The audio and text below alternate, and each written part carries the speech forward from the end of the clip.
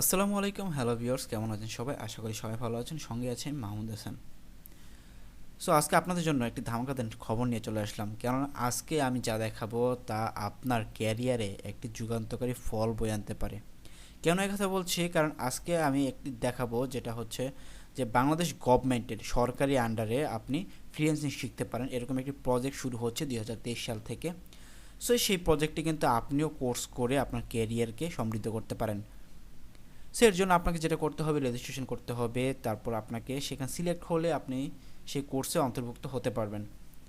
আপনি যদি এর আগে যদি বাংলাদেশ গভর্নমেন্টের আরও একটি প্রকল্প কিন্তু চালু হয়েছিল 2016 সাল থেকে, যেটা হচ্ছে LEDP, learning earning development project, ICT ডিভিশনের লার্নিং অ্যান্ড আর্নিং। সো এটাতে কিন্তু অনেক ফ্রিল্যান্সার বের হয়ে এসেছে। আমিও কিন্তু এই প্রজেক্টে একটি কোর্স করেছিলাম, সো গ্রাফিক ডিজাইন সেক্টরে।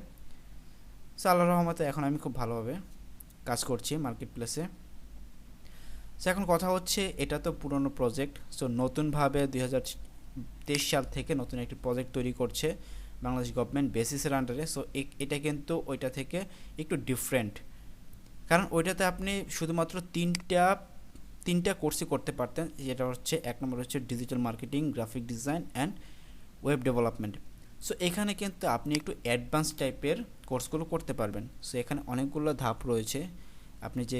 আপনি যেই কোর্সে অ্যাড হতে চান, মানে রেজিস্ট্রেশন করতে চান, সেটা করতে পারেন এবং আপনাকে ওই কোর্সগুলো করানো হবে। এর পাশাপাশি আমি যতটুকু জানি যে এই কোর্স করার সাথে সাথে কিন্তু আপনাকে কিন্তু একটা অ্যামাউন্ট দেওয়া হবে। তার পাশাপাশি গভর্নমেন্টের আন্ডারে কিন্তু আপনাকে জবের একটা অফার দেওয়া হতে পারে। সো এটা কিন্তু বেস্ট একটা অপরচুনিটি। সো এখানে আপনি যেটা করতে হবে, এখনও যেহেতু কোর্সটা শুরু হয়নি, শুরু হবে 2023 সালে। সো এখন আমাদের কাজ কি? আমাদের কাজ হচ্ছে যে কিভাবে আপনি রেজিস্ট্রেশন করবেন এটাতে। সো এই কোর্সটি করার জন্য আমি আমার ডেসক্রিপশন বক্সে একটা লিঙ্ক দিয়ে রাখবো। সেই লিঙ্ক থেকে আপনি কিন্তু রেজিস্ট্রেশন করতে পারেন খুব সহজেই। এতে করে আপনার নিজেরই ভালো হবে, কেননা আপনি হয়তো এখন কিছু করছেন না বা স্টুডেন্ট অবস্থায় আছেন। যেটা করতে পারেন যে রেজিস্ট্রেশন করে আপনি যদি সিলেক্ট হন, সেক্ষেত্রে আপনি কোর্সটি করে কিন্তু একটি আর্নিংয়ের একটি সিস্টেম তৈরি হতে পারে আপনার ক্যারিয়ারে। সেটা থেকে আপনি ভালো কিছু বয়ে আনতে পারেন এবং এর থেকে কিন্তু আপনি গভর্নমেন্টের একটি জবও অফার পেতেই পারেন। সো আর কথা বাড়াবো না, এখন আমাদের যেটা মূল কাজ সেটা হচ্ছে এই মুহূর্তে এই কোর্সে আমরা কিভাবে যুক্ত হব সেই প্রসেসটি দেখানো। সেই প্রসেসটি দেখানোর জন্য আমি আগেই বলেছিলাম যে ডেসক্রিপশন বক্সে একটি লিঙ্ক দেওয়া থাকবে। সেই লিঙ্ক থেকে আপনি কিন্তু ডেসক্রিপশন বক্স থেকে আপনি ডিরেক্ট লিঙ্কে ক্লিক করে আপনি কিন্তু রেজিস্ট্রেশন করতে পারেন। সো আমি আর কথা বলা নয়, আপনি ওই লিঙ্কে ক্লিক করলে আপনার এরকম একটি পেজ শো করবে। এখানে দেখুন, এখানে দেখা যাচ্ছে রেজিস্টার ফর ঢাকা ডিভিশন এবং register for Chittagong division. So এখানে কিন্তু দুইটা পার্ট করেছে, যে একটা হচ্ছে ঢাকা ডিভিশনের জন্য, আরেকটা হচ্ছে চট্টগ্রাম ডিভিশনের জন্য। সো আমরা যেহেতু ঢাকার, সো আমরা ঢাকার এতে ক্লিক করবো, আর যারা চট্টগ্রাম তাদের জন্য চট্টগ্রাম ডিভিশনে ক্লিক করবে। সো এখানে দেখুন যে কোর্সগুলো করাবে সেই কোর্সগুলোর একটি মডেল কিন্তু দেওয়া হয়েছে। এখানে দেখুন, ফার্স্টে হচ্ছে mobile application development, Android, graphic and UI design, 2D 3D animation, professional digital marketing, server administration include, অনেকগুলো প্রায় 19টার মতো কোর্স কিন্তু এখানে দেওয়া রয়েছে। সো 3 মাস ব্যাপী, 1 মাস ব্যাপী, 2 মাস ব্যাপী কোর্স। খুব অল্প সময় কিন্তু আপনি কোর্সটি কিন্তু করতে পারেন। সো দেখে নিয়েছেন যে কোর্সগুলো কি টাইপের কোর্স হতে পারে।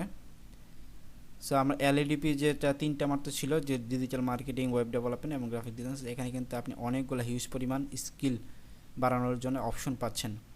সো সেক্ষেত্রে আমরা এখন যেটা করবো, রেজিস্ট্রেশনের জন্য রেজিস্টার ফর ঢাকা ডিভিশন আমরা যেই সেই ফর্মে চলে এসেছি। এখন আমাদের যেটা কাজ, ফার্স্ট প্রেফারেন্স কি হচ্ছে, কোর্স। আপনি কোন কোর্সটি করতে যাচ্ছেন এখানে দেখুন অপশন দেওয়া রয়েছে, 2D 3D animation, web design, অনেকগুলো রয়েছে। সো আপনি যেটা করতে চান সেটা আপনি সিলেক্ট করবেন।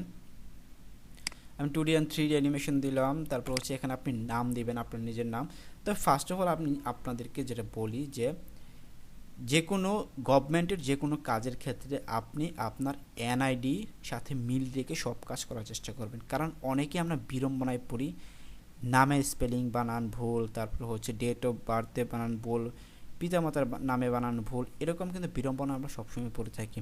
এর জন্য আপনার সবচেয়ে নিরাপদ যেটা থাকবেন সেটা হচ্ছে আপনার এনআইডি অনুযায়ী যে কোনো কাজ আপনি করবেন। সো এনআইডি অনুযায়ী আপনি আপনার নামটি দিবেন। সো আমি এখানে আমার নামটি দিলাম। তারপর হচ্ছে আপনার এখানে হচ্ছে আপনার ফাদার নেম, আর এখানে হচ্ছে আপনার মায়ের নেম। অবশ্যই এনআইডিতে যেটা আছে সেটাই এখানে দিবেন। তারপর হচ্ছে জেন্ডার, আপনি যদি ছেলে হয়ে থাকেন তাহলে মেল, আর মেয়ে হয়ে থাকলে ফিমেল। তারপর হচ্ছে national ID number. So national ID কার্ডে এখানে আপনি, আমার জানা নেই এখানে কোনটা নেয়, আপনি দেখতে পারেন যে ন্যাশনাল আইডি কার্ডে কিন্তু যে পুরাতন যে এনআইডি কার্ডটা রয়েছে সেটাতে কিন্তু আইডি নাম্বারের আগে কিন্তু আপনার জন্ম সালটা বসাতে হয়, যেটা আমরা এলএডিপির কোর্সের রেজিস্ট্রেশন করার সময় সেখানে কিন্তু আমরা এই ডিজিটটা লিখেছিলাম যে ফার্স্ট হচ্ছে জন্মসাল, তারপরে হচ্ছে ওই এনআইডি নাম্বারটা। সো এখানে আমার জানা নেই কোনটা, সো আপনি দুইটা দিয়ে ট্রাই করতে পারেন। তো ফার্স্ট অফ অল হচ্ছে আপনার যদি ডিজিটাল স্মার্ট আইডি কার্ড থাকে তাহলে আর কোনো ওই যে জন্মসালটা ওটা বসানোর দরকার নেই। ডিজিটাল হলে বা স্মার্ট কার্ড হলে আপনি জাস্ট এনআইডি নাম্বারটা দিয়ে দিবেন, আশা করি হয়ে যাবে। সো যাদের পুরাতন এনআইডি কার্ড রয়েছে তাদের জন্য ওইটা হতে পারে যে জন্মসালটা আগে দিয়ে তারপরে আইডি নাম্বারগুলো দেবেন একসাথে, কোনো স্পেস হবে না। সো তারপর হচ্ছে date of birth. Date of birth অবশ্যই আমি যেটা আগেই বলেছিলাম যে এনআইডির সাথে মিল রেখে দিবেন। সো এই যে এনআইডি কার্ডে আপনার যদি ডিসেম্বর হয়ে থাকে বা জানুয়ারি ফেব্রুয়ারি যে মাস হবে মাস দিলেন, আপনার কত তারিখ দিলেন, তারপর হচ্ছে আপনি সাল দিলেন যে কত সালে জন্ম আপনার, এভাবে দিয়ে দিবেন। তারপর হচ্ছে রিলিজিয়ন, মানে আপনার ধর্ম কি, ইসলাম, হিন্দু, বৌদ্ধ, খ্রিস্টান। সো আমি যদি ইসলাম তো ইসলাম দিলাম, আপনি যদি অন্য কোনো ধর্মাবলম্বী হয়ে থাকেন তো সেটাই দিবেন। তারপর হচ্ছে এথেন্টিক গ্রুপ, তা আপনি কোন ধর্মের, এখানে হচ্ছে আপনি এখানে যেটা দেওয়া আছে যে Bengali Hindus, Bengali Muslims, Bengali people. So আমি এখানে বেঙ্গলি মুসলিম দিয়ে দিলাম। তারপর হচ্ছে মোবাইল, এই দুইটা অপশন কিন্তু অবশ্যই আপনাকে ভালোভাবে ফিল আপ করতে হবে। এক হচ্ছে ফোন নাম্বার, আরেক হচ্ছে ইমেল। অনেকেই আমরা কি করি, রেজিস্ট্রেশন করি তারপরে এই সিমটা আমরা কিন্তু বন্ধ করে রাখি, তাহলে কিন্তু আপনাকে খুঁজে পাবে না। অবশ্যই আপনার ফোনটি অন রাখতে হবে, যে সিম দিয়ে আপনি রেজিস্ট্রেশনটি করবেন সেই সিমটি অন রাখবেন, এবং ইমেলে সবসময় চেক করবেন যে কখন আপনাকে কিন্তু ইমেল করবে, ফোনে না পেলে আপনাকে ইমেল করবে। সো আপনি ফোন নাম্বার দিয়ে দিবেন, তারপরে ইমেল দিয়ে দিবেন, তারপরে যেটা হচ্ছে আপনি যদি কোথাও জব করে থাকেন সেটা দিবেন, যদি করে থাকেন, আর যদি না করে থাকেন তাহলে নো দিবেন। সো আমি এখানে নো দিলাম। তারপর হচ্ছে প্রেজেন্ট অ্যাড্রেস। সো আপনার প্রেজেন্ট অ্যাড্রেস, বর্তমান অ্যাড্রেস এখানে দিবেন। তারপর হচ্ছে সিটি, আপনি কোন জেলায় বাস করেন সেই সিটি দিবেন। তারপর হচ্ছে পোস্টাল কোড। পোস্টাল কোড আপনার এনআইডি কার্ডের পিছনে দেখবেন লেখা রয়েছে যে পোস্টাল কোড, ডাকঘর প্লাস আপনার ডাকঘরের নামের পাশে একটি সংখ্যা দেওয়া আছে 4 ডিজিটের, ওইটা হচ্ছে আপনার পোস্টাল কোড। তারপর হচ্ছে ডিভিশন, আপনি কোন ডিভিশনে, বরিশাল, চিটাগং, ঢাকা, খুলনা, রাজশাহী, রংপুর, সিলেট, আপনি যে ডিভিশনে হন আপনি সেটা সিলেক্ট করবেন। আমি ঢাকার, তো ঢাকা সিলেক্ট করলাম। তারপর ডিস্ট্রিক্ট, আপনি কোন ডিস্ট্রিক্টের। সো আমি নরসিংদী সিলেক্ট করলাম, আপনি যে ডিস্ট্রিক্টের সেটা সিলেক্ট করবেন। সাব ডিস্ট্রিক্ট মানে উপজেলা কোনটা, আমি নরসিংদী সদর, তো আমি নরসিংদী সদর দিলাম, আপনি যেটা হয় সেটা দেবেন। তারপর পার্মানেন্ট অ্যাড্রেস, কারো যদি প্রেজেন্ট অ্যাড্রেস, আপনি যদি স্থানীয় হন তাহলে প্রেজেন্ট অ্যাড্রেস এবং পার্মানেন্ট অ্যাড্রেস সেম দিবেন, ওইখানে যা এখানেও তা, কোনো পরিবর্তন করার প্রয়োজন নেই।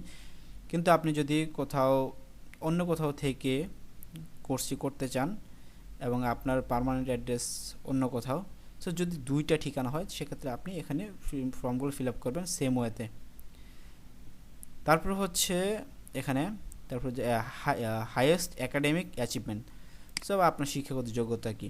সো এখানে আমি diploma completed, under graduation complete, post graduation. এখানে হচ্ছে আপনি ডিপ্লোমা যদি করে থাকেন সেক্ষেত্রে দিতে পারেন। তারপর হচ্ছে আন্ডার গ্র্যাজুয়েশন ফাইনাল ইয়ার, তারপর হচ্ছে আপনার কমপ্লিট হয়ে গেছে পোস্ট গ্র্যাজুয়েশন, তো আপনি এগুলো সিলেক্ট করবেন কোন সাবজেক্টের ওপরে আপনি আপনার শিক্ষাগত যোগ্যতা অর্জন করেছেন। সো সেই সাবজেক্টের নাম দেবেন, তারপর ইনস্টিটিউট, কোন ইউনিভার্সিটি বা কোন কলেজ থেকে আপনি লেখাপড়া করেছেন, তারপর ইয়ার কত সালে। তারপরে এখানে হচ্ছে ফটোর জায়গায় আপনি দেখুন এখানে কিন্তু আপনাকে ডকুমেন্ট রিকোয়ারমেন্ট দিয়ে দিয়েছে, যেমন 300x300 ম্যাক্স 100 কেবি, 100 কেবির ওপরে হওয়া যাবে না, আর অবশ্যই জেপিজি ফরম্যাটে দিতে হবে, অন্য কোনো পিএনজি বা জেপিইজি ফরম্যাটে দিলে হবে না।